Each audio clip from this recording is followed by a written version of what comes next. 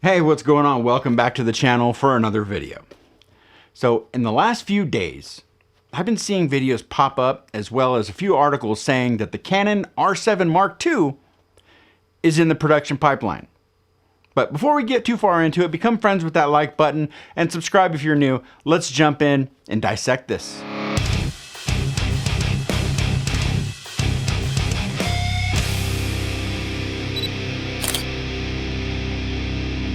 So being a Canon R7 user, the thought of an R7 Mark II excites me. However, I'm not sure that the rumors and so-called leaks I've been reading hold any water. Now, as much as I'd love to see it, I just don't think that Canon feels it's worthy of the upgrade. Reason being is there haven't been very many Canon APS-C cameras that got the Mark II or Mark III treatment. I'm not saying it hasn't happened, or has no chance of happening, but it's a rare thing. The only APS-Cs that comes to mind is the 7D Mark II and the M50, but we can hope. Anyway, so based on these videos and articles, here are some of the supposed confirmed specs for the Canon R7 Mark II. First up, the main thing I keep seeing is that the R7 will have a 32.5 megapixel stacked APS-C CMOS sensor. Really? A stacked sensor? Now, as much as I would absolutely love this, I don't see Canon putting a stacked sensor in the R7, because that's one of the main selling points of the much higher end cameras like the R5 Mark II, the R3, and the R1. The next thing that is confirmed is enhanced AI-driven focus tracking with improved eye detection and better low light performance.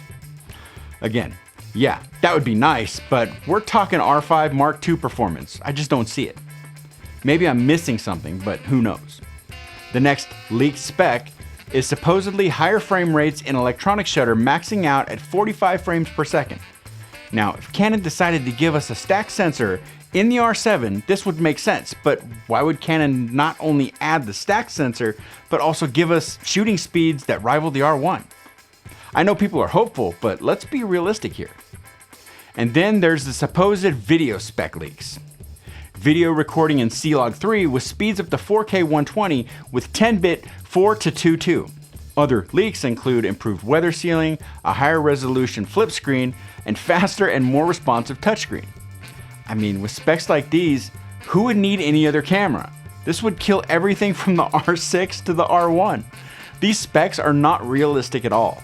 And if for some crazy reason Canon does any of these, I'd start to question if they're trying to lose money on the more expensive models. Now, with all of this, there's even a confirmed release of February 2025 with a possible announcement at CP+. And as far as price, it's supposed to land in the same price range as the original at around $1,500.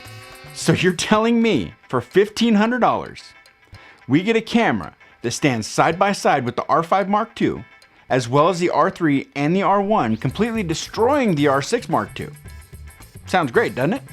Well, I personally will not be holding my breath.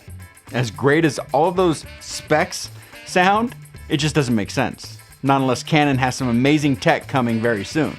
Now, for my personal take on this, for what it is, the R7 is a pretty solid camera. It does great for sports and wildlife and has amazing quality when it comes to both photo and video. Would I like to see a stacked sensor in it? Well, of course. And if it became reality, it would be the main reason for me to upgrade. To me, the autofocus and focus tracking is already great, and an improvement could only make it better. But it's just not gonna happen. I'd actually love to see the addition of a battery grip. To me, that's all it really needs. The Canon R7 is a good enough camera to last me several more years. But what do you think? I don't know. What would you like to see? Would you like to see any of these specs come to the R7? And what is the chance any of them will happen? And do you think there'd even be an R7 Mark II at all? Let me know down in the comments and let's keep this going. So if you enjoyed this video, make sure to leave a like, subscribe if you haven't already, and click the bell for future videos. Also, visit my website, jeff-gresham.com for photo prints and also to purchase my brand new Lightroom presets pack. With that, you get 13 presets that I use every day for only $10. And with that being said, until the next time, get out and shoot. And I'll see you all in the next one.